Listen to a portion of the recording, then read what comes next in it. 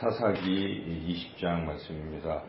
19장부터 지금 레위인 또 기브아 사람 이제 그런 죄악들을 이제 고발하고 있는데 이 죄악이 죄악을 낳는 것처럼 계속 또 더 큰 또 죄악을 저지르게 되고 비극이 일어나고 있습니다. 20장은 이 베냐민 지파, 12지파 중에 베냐민 지파가 거의 멸족되는 이런 일이 벌어지는 것을 기록하고 있습니다. 지금 여기서 이제 우리가 깨닫게 되는 것은 죄를 회개하지 아니하면 이제 큰 비극을 맞게 된다 하는 사실입니다. 여기에 보면 이제 먼저 레위인을 생각해 본다면 레위인은 죄를 회개하지 않고 있습니다. 회개하지 않고 도리어 이 어떤 비극 이런 또 다른 어떤 것을 자꾸 만들어내고 있다는 걸 우리가 알 수가 있죠. 레위인이 자기가 레위인이면서 첩을 얻고 하는 이 행위 자체는 용서받을 수 없는 그런 죄였음에도 불구하고 이런 이제 자기 첩 아내가 죽임을 당할 때 강간을 당해서 죽임을 당할 때 그때 깨달았어야 되겠죠. 이런 비극이 내게 임한 것은 내가 레위인으로서 잘못된 행실을 해서 그렇겠구나 하고 그 단계에서 깊이 회개를 했어야 되는데 자기의 잘못은 전혀 생각하지 않고 자기에게 일어난 이런 어떤 것 비극만 생각하면서 그걸 복수하려고 시체를 이제 아내를 12토막씩이나 내는 잔인함과 또 그것을 각 지파에 보냄으로써 지파들의 마음을 막 이렇게 흥분시켜가지고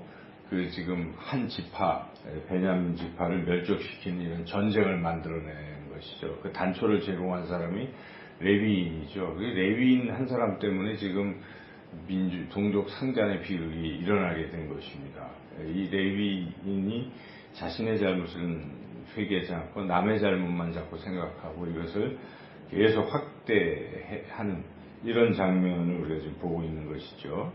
그래서 레위인이 잘못했다는 걸 우리가 회개하지 않는다는 것을 깨닫게 됩니다.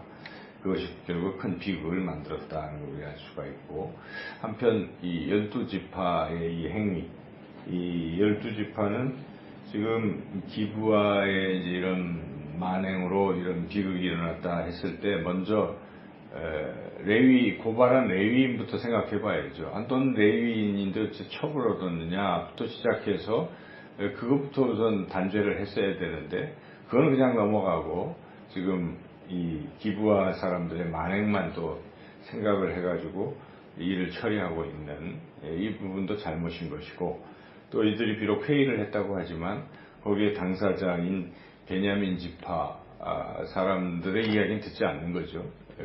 사실을 확인도 해야 되고 이렇게 됐으니 이걸 우리가 좀 처리해야 되겠다는 회의도 같이 참석시켜야 되는데 물론 당사자이긴 하지만 그래도 당사자의 이야기도 들어봐야 되는데 이런 회의에 그들을 뺨으로써 그들이 이쪽의 결정을 따라가지 않은 것이죠. 만약에 회의에 참석했으면 당신들의 그 지파 내에 기브아라는 땅에 있는 사람들이 이런 만행을 저질렀다 이렇게 얘기하면 베냐민 지파가 그 우리 책임이다 우리가 조치를 하겠다 이렇게 될 텐데 이제 그런 것도 없이 그냥 일방적으로 이제 이렇게 하니까 베냐민 지파에서도 이제 좀 그 반응이 안 좋았던 것이고 오히려 싸우려고 했다는 것이고 그리고 사실 또 베냐민 지파도 또 문제죠. 자신들이 잘못했으면 거기서 회개를 해야 되는데 회개 대신에 이제 싸움으로 지금 응전하고 있는 이런 모습. 자, 그래서 우리가 오늘 이 20장 말씀을 보면 레위인이나 또 다른 또 11지파나 그리고 그 베냐민 지파 사람들이 각각 진정으로 회개할 줄 몰랐기 때문에 이런 비극이 일어나게 됐다는 것입니다. 그래서 결국 지금 베냐민 지파 전체 남자 싸우는 전사들 중에 600명만 지금 어딘가 숨어 있고 그리고 나머지는 전멸하는 이런 비극이 일어나게 되었습니다.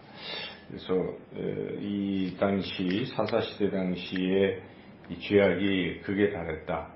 회개할 줄 모르는 이런 사람들이다 하는 것을 보여주고 또 이러한 잘못에 대해서 결국 하나님께서는 응징을 하신다는 것입니다. 왜 여기에 전투가 3번 일어났는데 처음에는 12지파, 그 11지파가 2번씩이나 패배했을까? 그것은 아마도 이런 문제를 처리함에 있어서 적절하게 레위인의 잘못을 지적하고 또 베냐민 지파도 참여하게 하는 이런 것을 제대로 하지 못한 것에 대한 하나님의 징계로 볼 수가 있습니다. 그리고 이제 3번째 전투에서는 베냐민 사람들이 나머지 지파의 그 복병 작전에 말려서 결국 성으로 나왔다가 다 이렇게 죽게 된 것이죠.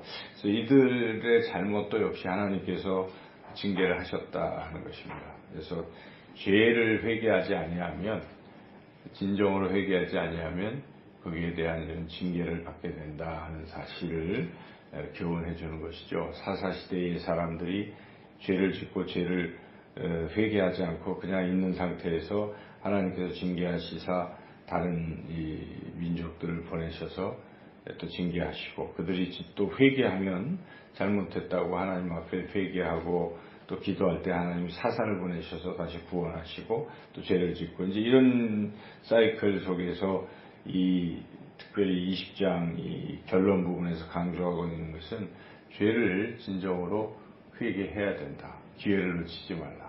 베냐민 지파는 그래도 한 번에 기회가 생겼었잖아요. 11지파가 이런 일이 있으니까 이제는 니네들의 잘못인 기브아 사람들을 도려내라. 그 잘못을 응징해라. 그러면 우리가 너희들 치지 않겠다. 이렇게까지 한번 기회를 줬지만 이 베냐민 지파는 그 기회를 놓치고 말았습니다. 여기 13절 읽어보겠습니다. 13절 14절. 즉 이제 기브아 사람을 곧 그 불량대들을 우리에게 넘겨주어서 우리가 그들을 죽여 이스라엘 중에서 악을 제거하여 버리게 하라 하나 베냐민 자손이 그들의 형제 이스라엘 자손의 말을 듣지 아니하고 도리어 성읍들로부터 기브아에 모이고 나가서 이스라엘 자손과 싸우고자 하니라. 이때 이 기회를 놓친 것입니다. 회개할 기회가 한번 있었던 것이죠. 이때 회개했으면 자기 지파가 다 전멸하는 이러한 비극을 맞이하지 않았을 텐데 그 타임을 놓치고 회개의 타임을 놓치니까 결국 이런 비극이 일어나게 된 것입니다. 그래서 오늘 이 말씀을 통해서 사람이 누구나 다 죄가 있는 것입니다. 깨끗한 사람이 어디 있겠습니까? 주님 앞에 설 때는 다 부족한 것입니다. 그런 것을 늘 우리가 생각하고 주님 앞에서 제가 정결다 할 수 없습니다. 나의 이 여러 더럽고 추악한 죄악을 물 가지고 또 불 가지고 태우시고 물 가지고 씻으시고 오시기 예수 그리스도의 십자가의 보혈로 깨끗이 씻으시고 성령의 불로 태우시고, 우리가 그런 기도를 늘 드리며 진정으로 회개하고 정결한 거룩한 삶을 살아가야 한다는 교훈을 얻습니다. 오늘도 진정으로 하나님 앞에서 정결한 그러한 거룩한 삶을 살아가시기를 주님의 이름으로 축원합니다.